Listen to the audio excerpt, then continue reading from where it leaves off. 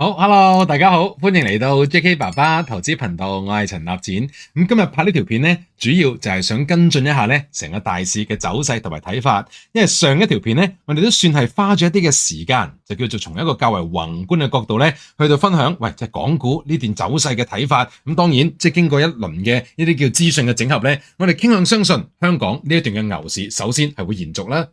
而其次咧，個目標咧就唔止係以小牛做目標，係起碼中牛到大牛作為一個目的嘅諗法。咁再咧從幾個角度，包括就係基本因素啊、技術走勢同埋資金咧，我哋得到簡單結論咧，就係港股現階段咧嘅簡單嘅交易口訣就係有買貴冇買錯，都算係相當大膽嘅話。咁而咧上一次咧，由於個篇幅有限咧，我發覺有個別嘅資訊咧係比較零碎，咁今日想做一啲嘅補充啦。咁除此之外咧，亦都感謝觀眾們嘅支持啊！上次咧收到好多留言嘅鼓勵咧，咁我哋亦都決定起心肝咧，再做啲功課，因為每次拍片咧都真係要花啲功夫咧，希望咧可以用一啲叫做直接啲同埋簡單啲嘅文字咧去表達，即係若然大市嘅趨勢有個睇法，背後一啲最重要嘅邏輯以及交易嘅策略同埋口訣有啲咩要注意嘅地方咧，咁今日咧繼續同大家跟進嘅，咁所以開翻個圖表咧一齊，譬如 update 一下咧大市嘅走勢先啦。咁亦都咧10月開局咧，咁啊都相當托賴啊！自從上次我哋9月26號拍片喺26,000點話，即係有買貴冇買錯呢個口號一出街咧，咁啊市場都相當俾面。咁啊10月第一段嘅走勢咧，已經額外咧係伸延咗向上1500點嘅升幅，即係大概啦。咁變相咧，亦都進一步創咗咧全年嘅高位，咁所以短期咧都收到好多，無論係我哋炒房嘅學生啊，或者一啲叫觀眾朋友咧，即係除咗呢段短炒都叫做走勢唔錯啦，股票價格再創新高之外咧，亦都有啲人追問啦，咁27,500點係咪繼續有買貴冇買錯啊？不斷推上去，不斷買就得咧？尤其係短炒嚟到講咧，我中意咧有啲觀眾咧就心水幾清喎。譬如星期四有等我哋開 live，有時會講嘅，即係 YouTube 嗰度開 live 咧，嗰啲短期嘅策略咧，阿 Sir 有咁講喎，話咧27,400啊，即係我咪畫咗個圖嘅，即係274，我就話係恒指嘅阻力，咁所以期指由於高水50點咧，27450，其實可能咧，即係叫做有一個沽壓出現咧，短期就要食股喎，呢個就開 live 啊，大家中意睇翻星期四咧嗰段 live 嘅錄影，就會見到呢一段嘅即係叫做評論㗎啦。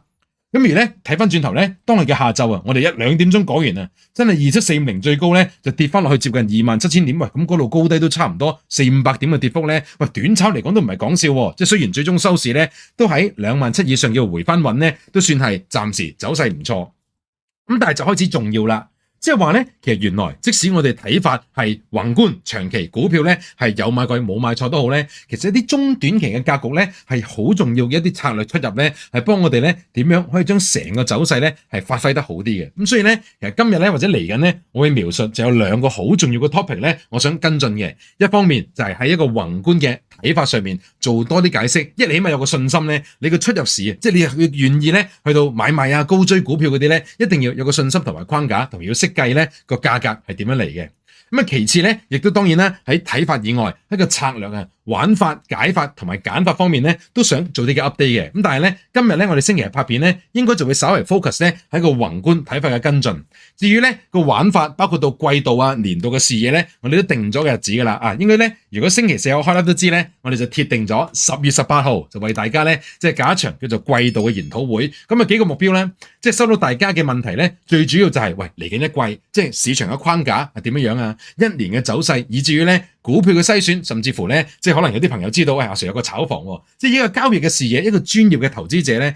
到底喺一個牛市二期啊個策略同平時有啲咩唔同嘅話咧，我哋都會希望咧喺呢個季度研討會咧一次過連埋一啲案例啊，一啲嘅圖表咧，同大家喺度整合嘅。咁啊時間咧就定咗應該係10月18號嘅中午2-3點咁上下嗰啲位置啦。咁啊如果想現場嚟嘅話咧，記住咧就要提早報名，因為咧呢一次研討會嗱講明為咗咧感謝大家嘅支持同埋慶祝恒指咧真係再創新高啦。我哋決定咧費用全免嘅，如果同意呢啲做法嘅話咧，咁可以俾啲掌聲下面留言讚下得噶啦。咁當係一嚟咧回饋大家，同埋繼續同大家並肩作戰啊嘛。咁此其一啦。但係其二就係咩咧？如果想嚟現場嘅朋友咧，點解提早報名咧？因為現場座位有限，上年都係爆滿咁樣樣嘅。咁所以咧，即係如果想嚟現場見下小弟咧，咁啊大家可以互相交流嘅話咧，咁啊提早報名。咁當然，如果你話即係想係線上去到觀看嘅話咧，當日我哋都會有線上直播嘅，即係叫做準備咁樣樣嘅。咁所以咧，希望咧我哋就喺10月份。即係等埋咧北水翻嚟1個星期，咁俾我做埋最後一陣資金嘅，即係一啲叫做資訊嘅整合啊等等咧，咁啊做埋功課咧，咁到期時無論係股票啊或者係指數啊，以至於交易策略成個季度，以至於下一年嘅睇法咧，就同大家進行分享啦。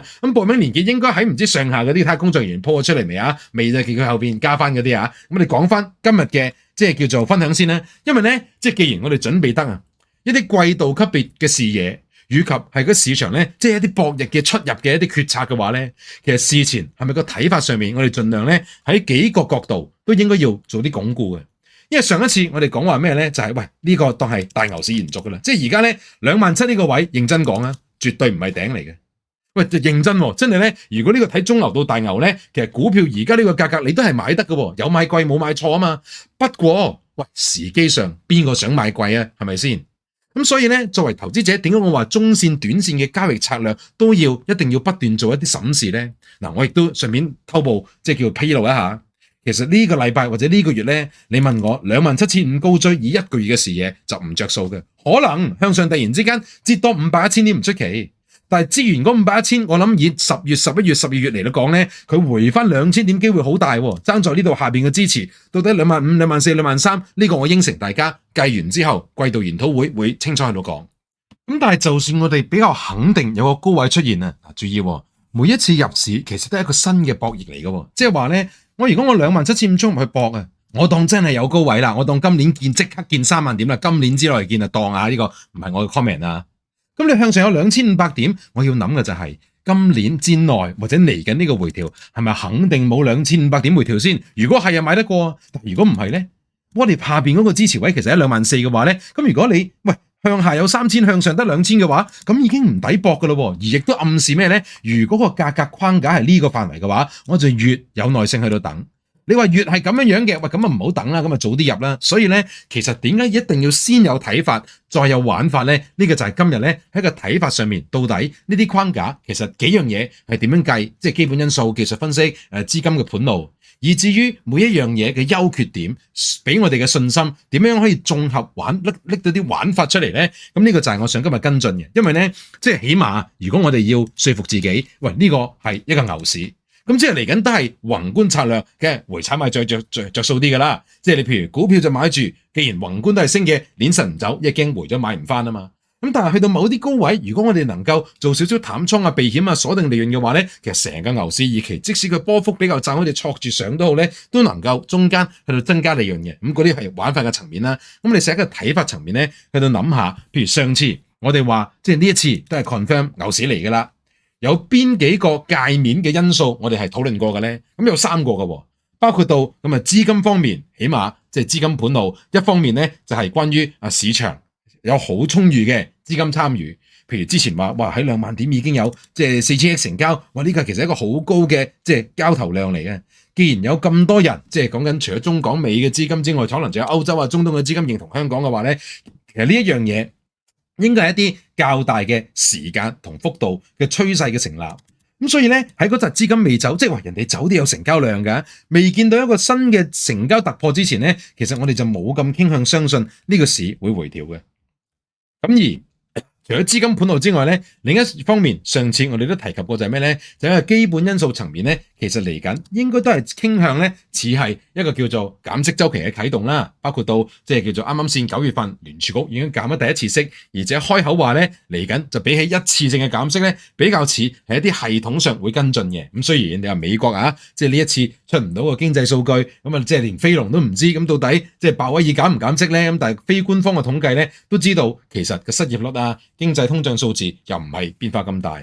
咁所以咧喺此消彼長之下咧，喺3個重要元素2個方面，包括第一喺資金嘅層面已經見到有個強嘅參與啦。基本因素亦都見到疫情後好多封鎖啊、制裁啊、恐慌啊係撥亂而反正，而甚至乎嚟緊仲可能預期就係內地會唔會國慶假期後仲有新嘅政策係進一步刺激，即係無論係降準定還是一啲即係政策係刺激一啲內需啊、消費等等嘅話咧，一系列嘅東西都係令我哋相信咩咧？就係嚟緊無論係企業嘅業績，或者係市場嗰個估值即係息口平，息口低咗，咁即係錢係平咗，嘢係會貴啦。以至於資金已經提前參與呢3樣嘢咧，我哋相信成個動能係未完嘅。咁但係成個動能未完，個動能喺個價格嘅結構上面啊，因為恒指歷史上啊都有升過跌過嘅時候，好多嘅心理關口啊、蟹貨啊或者重要嘅支持位，其實同呢啲價格嘅記憶、價格嘅週期圖表係有關噶嘛。咁所以咧，若然咧，我哋除咗係即係叫做以事論事，即係因應個基本因素之外啊，亦都以勢論勢、以圖論圖嘅話咧，我哋不如睇一睇咧。嗱，今日俾大家睇一個咁嘅圖表啊。嗱，我將我自己嗰個樣咧縮一縮細先。唔係呢個，係啦，我將我自己個樣咧咁嘅樣，係啦，頭先放大咗啊。咁你會見到咧，其實我想描述就係咩咧？呢個就唔係睇緊2年嘅走勢啦，係恒生指數咧近20年一啲嘅常見嘅循環同埋週期。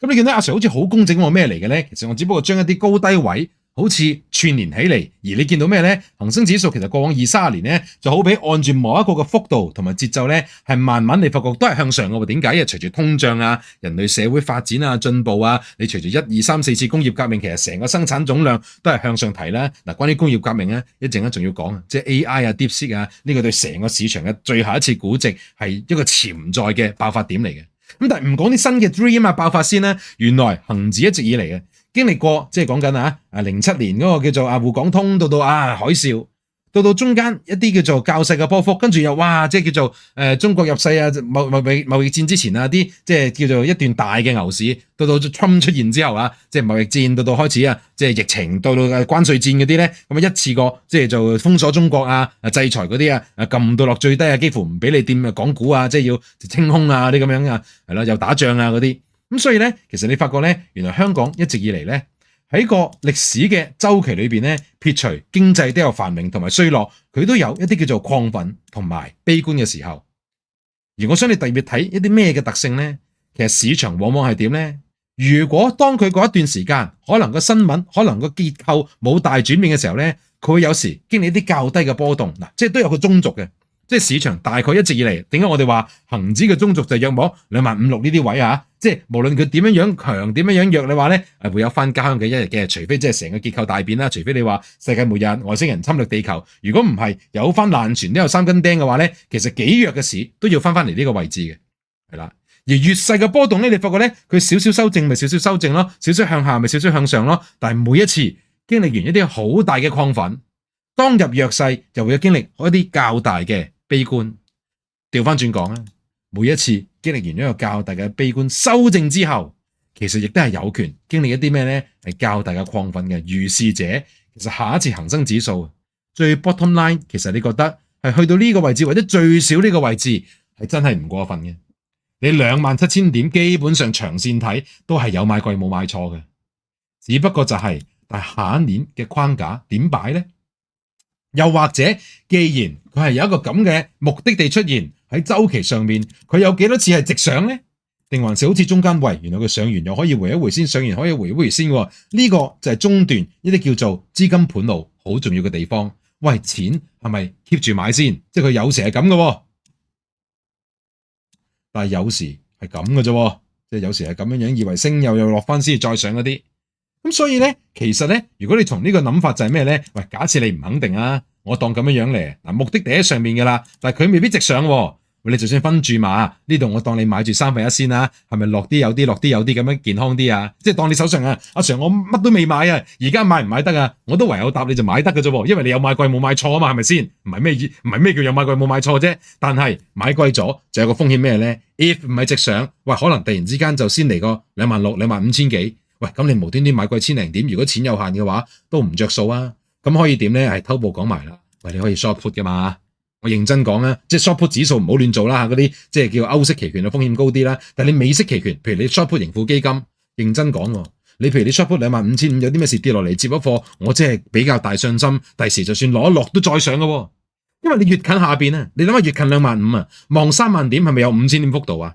喂，我覺得20,000點唔到噶啦，望下邊係咪3,000點應該都頂得住？如果穿嘅就止蝕埋啦，咁你起碼35,000都叫做有值博率啦。但係你27,000點，如果你係 all in 買嘅話，就唔靚仔噶咯。嗱，呢個位有買貴冇買錯，咩意思咧？就係最終應該喺上面嘅，但係如果你個注碼喺晒呢度入嘅話咧，你其實你可能係會先捱4,000而後贏3,000。其實喺歷史嚟到講，呢個第時都唔係一啲健康嘅交易策略嚟嘅。咁不過你話如果係早半年有睇住我哋 YouTube 頻道，一度儲住啲貨，仲要去到今日都仲一度話阿 Sir 鏈實賣咗股票就揾第二隻平啲買翻做 rebalance 嘅話咧，咁你而家就梗係健康好多啦。呢啲位直接鏈實得啦，或者短期驚跌嘅話，做啲 short call，做微可能係1/3嘅淡倉對沖嘅話咧，已經令到跌嘅時候額外賺啲，就可以再買股票。咁呢啲策略第時先至再詳細度講啦。但係睇法上面啊，今日想俾呢幅圖大家睇就係咩咧？其實如果我哋啱啱先所講，既然資金見到上次提過噶啦，一個歷史級別嘅介入，咁4000億、6000億發生咗啦，而基本因素亦都去到咩咧？一啲重要嘅拐點，有3樣嘢我要講噶，我開翻個樣先吓，其實呢度我可以整翻個頭出嚟啦，係啦，有3個重要拐點要講噶，就係咩咧？就係第一即係成盤生意，成個疫情後嘅恐慌，成個制裁中國好多嘢，其實係撥完亂反正。亦都見證到咩咧？技術上，內地有突破，有 DeepSeek 有阿里巴巴嗰啲，真係出嚟，開始同 NVIDIA 合作嘅。跟住見到杭州陸小龍嗰啲咩無人機嗰啲電動車嗰啲佔比喺市場嘅份額又唔係講少嘅。咁而後尾嘅發電啊，成日嗰一紮嘢嗰啲，你見到有幾個板塊中國嗰啲新增生產力嘅話咧，其實係講得出做得到。而市場嘅認同亦都點咧？由之前嘅恐慌到開始咧，係有啲咩咧？喺歷史上我會描述係唔買唔得嘅出現啊！唔買唔得，點解？你話就制裁啫，錢都係聰明啊嘛。邊度平邊度風險低嗰啲，你美股30幾倍 PE， 你估美股唔會冧啊？嚟緊美元啊、美債啊、美國經濟嗰啲都幾樣嘢牙煙煙嘅啫，係咪先？雖然減息，個市可能都係上。咁所以此消彼長咧，其實中港嘅公司股票嘅受歡迎程度喺基本因素上喺個質係提升咗。佢本身盤生意嘅穩定性向下嘅下延嘅風險，以至於成個即係叫做生意做得掂嘅嗰啲證據咧，亦都係提升咗嘅。所以咧喺資金同埋基本因素都已經開始慢慢見到一啲較為好嘅歷史級別嘅拐點出現嘅話咧，其實技術走勢咧，我認為合理嘅判斷就係咩咧？要不就係去到呢度就完，就當中型啫，冇突破一啲任何恒生指數嘅結構，都算係唔叻噶啦，都算係最基本合格噶啦。但係你見唔到上面阿 Sir 畫咗個框喺度就咩咧？但係如果佢突破嘅話咧，聽住啊，其實技術走勢同埋資金盤度到最後最強嘅咩咧？就係當個市場進入咗亢奮嘅時候，嗰個就係牛三，有權係有呢個最後一步伸延嘅。即係咩意思咧？其實而家25000、27000如果賣嘅話咧，望上去係應該30000、33000做個基礎，可能到時會震一震。但係喺嚟緊呢3年嘅走勢，如果出現咩咧，係第4樣重要嘅嘢咧，歷史嘅拐點就會完美嘅閉環嘅啦。而呢個第4樣嘢係咩咧？就係改革，包括到係指數嘅構成，以及係內地成個金融系統改革。你話佢如果我諗打開資本帳，我諗應該唔會啦。但係如果佢嘅金融變得更成熟，或者有更多配套係叫做咩咧？係協助外來嘅資金係投資，包括到可能佢有更加多嘅咩咧？其實內地而家期權嗰啲都未夠成熟，好多嗰啲即係開市嘅時間啊，有啲嘅額外嘅衍生工具嗰啲咧，即係呢一系列嘅嘢，你睇得出內地而家係好多嘢係先整頓，然後係嘗試開放嘅。而呢樣嘢，香港點解我話一定會有一個叫做連帶嘅效應咧？就因為香港喺貨幣呢個樣嘢，比內地咧有個非常大嘅優勢，就係在於咁佢係流通噶嘛，佢係冇外匯管制嗰啲噶嘛，所以咧有啲咩事外資要買嘅話，偷步都幫襯咗香港先啦。咁所以咧3樣嘢加埋咧就差唔多啦。即係其實今日想 update 嘅就係咩咧？就係除咗上一次零碎地講咗一啲資金上面曾經歷史出現嘅拐點啦。基本因素咁慢慢開始向好啦，咁當然仲要 update 嘅，咩叫仲要 update 咧？嗱，而家減一次息啫嘛，講到尾，再減即係減第一次息，可能佢合理範圍呢度咯，個市場有平有貴咯，咁所以高唔好亂追咯，減多次息可能咁噶咯，嗱咁但係都唔好亂咁高追，即係呢啲位正啲，但係你一度計就個底要識得點樣推上嚟咧，咁呢個就啱啱所講啦。嗱，話俾你知咧，季度研討會我唔係淨係講呢樣嘢，其實呢一樣嘢推上嚟喺第額外有個咩嘅平台會見到資金嘅一啲叫異動咧 IPO。你留意下，當個估值上，當呢個趨勢嚟嘅話咧，環球嘅資金都想嚟呢度參與，就包括到好多公司就願意置身於呢個資本市場。所以咧嚟緊牛市二期啊，點樣贏錢咧？除咗盡量回踩買啦，因為牛市二期可能個升幅會係冇以前咁急咁快，升下就會回少少，但係一底應該係比一底高，而且咧係再未必有啲太過好似之前咧急勁嘅回調噶啦。其次就係呢一樣嘢將會喺點樣體現咧？就係越嚟越多新股嚟上市，全部都係咧好密籠咁樣樣嘅，即係嚟緊咧可能即係大家如果都想聽 IPO 嘅話咧，我應承大家呢個季度研討會咧開始同大家分享呢樣嘢，因為牛市二期咧 IPO 即係只要識抽嘅話咧，其實就算係一般普羅大眾咧，即係贏錢嘅嗰個機率咧，係都幾唔錯咁樣嘅。即係我唔好話好高啦，即係唔好講一啲即係叫做太過令人好似叫做過度迷信嘅説話。咁但係識得揾嗰一段階段嘅優勢咧，我覺得好重要嘅。咁就嗱，其實今日時間都差唔多，因為咧其實基本嘅因素咧，睇下先。仲有幾樣嘢想講嘅，但係我覺得咧又係有啲零碎，因為如果大家聽得明嘅話咧，其實我成日有時用啲好簡單嘅比喻，就係基本因素、技術分析、資金盤路。如果每樣嘢當值，即係叫做5000到15000點咁啊！即係你每樣嘢幾廢都好，恒指點解15000點有基礎？因為每樣嘢都值5000點啊嘛！即係你渣極都好，都賺到錢啦。你差極都好，係咪圖表上面都會有一啲心理嘅支持啊？同埋講真，你資金去到下邊明顯地見到有即係介入嘅話，咁你會知道其實3樣嘢差極嘅時都浪到15000點嘅。而相反嚟到講，如果3樣嘢都普通啦，即係叫做每樣嘢值10000點嘅話咧，其實個市只要唔係差嘅話，上翻25000、30000係唔過分嘅喎。你嚟緊仲有咁多人嚟上市，成個市場嗰個資金啊、流動啊，全部嘢都會提高。喂，但係如果3樣嘢都好咧，就譬如哇，生意真係嚟緊係不斷變好，嗱要小心喎。其實9月份最新嘅一啲半年季度業績咧，恒指個就冇乜進步嘅啫，即係必須要咁講。但係如果下一個季度下半年再向上嘅話咧，咁你同一個估值之下生意好咗，個指數會向上噶咯。而當你嘅進步大嘅話，個估值又會提升嘅話咧，呢個就係一種 double strike 嘅一個效果。咁所以咧，如果基本因素到即係叫做技術嘅走勢以及資金咧，即係譬如第4季可能叫做慢慢再轉入下年嘅時候咧，見到資金都仲係有加唔減嘅話咧，我希望有一日宣佈就係咩咧？唔好睇33000啊，再睇啊，睇上去45000啦咁樣。我希望有呢一日。咁但係我諗呢個都唔係下一年嘅啦。我哋上年咧就話3年之約啊嘛，我哋睇到2027。咁譬如今年 OK 28000、27000都到啦。咁下一年我覺得咧合理地啲3字會見到嘅。今年之內我覺得又好似問水啲，但係要見都係偷步嘅啫，而見咗都唔使太過亢奮嘅。如果佢嘅基本因素慢慢提上嚟咧，佢突然之間急咗上嚟，會有一下咁樣俾翻你嘅。27000、28000嘅話咧，你問我唔係啲好急嘅地方，係唔夠貨冇貨嘅，點都要攣少少咁啊！揀最近我哋話邊啲平嘅，到時有季度研討會 update 大家。另外就係咩咧？有貨嘅盡量唔走，要走嘅話咧，盡量都係咩咧？揼少少保險嘅淡倉，因為短期跌嘅係搏贏多啲錢再買，而短期升嘅話，亦都冇話唔合理嘅。不過我覺得以一個月嘅走勢咧，其實28000今個月應該都係問水啲嘅，即係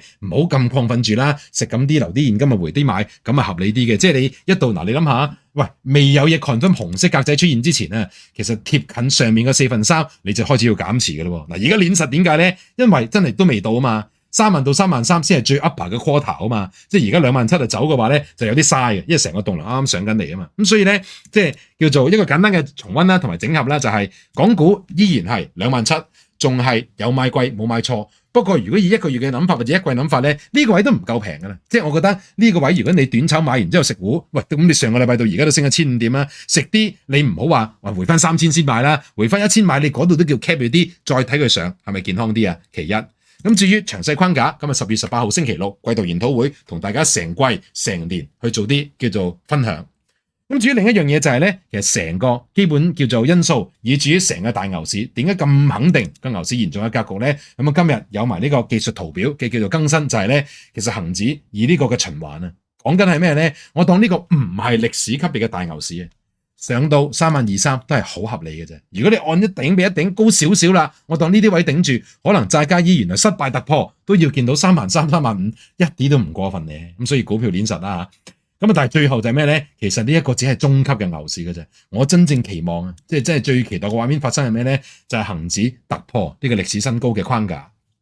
到期時配合埋咩咧？配合埋內地同埋香港指數成分股，如果真係願意改變個構成嘅話咧，哇！到時就真係唔係講笑噶啦。一個牛市就唔好話一世嘅財富啊，即係應該都叫做好一段嘅財富，令到退休無憂嗰種咧，就靠呢一段嘅啦。咁所以咧，大牛市嚟，機不可失。咁啊，今日就 update 住呢度先啦。咁啊，多謝大家嘅支持咧。咁如果覺得咧，即係最近呢個分享啊，即係呢個宏觀嘅即係格局都叫做唔錯嘅話咧，咁啊一嚟可以就留言支持下，二嚟就分享下俾身邊嘅朋友。咁希望咧，即係難得我哋香港人啊，即係進入香港呢一段咁唔錯嘅牛市嘅話咧，可以一齊喺牛市度咧有良好嘅發揮。咁至於嚟緊北水翻嚟之後咧，相信短期仲有啲重要嘅 update 嘅。但我相信就算短期嘅 update，譬如話小心啦，小心啦，要跌都好咧，其實最後都係升嘅。咁所以即係大牛市，你發覺咧變咗交易策略，好自然就係點咧？盡量都係回踩買住啲嘢唔捨得走嘅，揼啲淡倉無傷大雅。用呢一個組合嘅話咧，就大致上可以喺牛市上面咧盡量穩中求勝，亦都有個良好嘅發揮咯，好冇？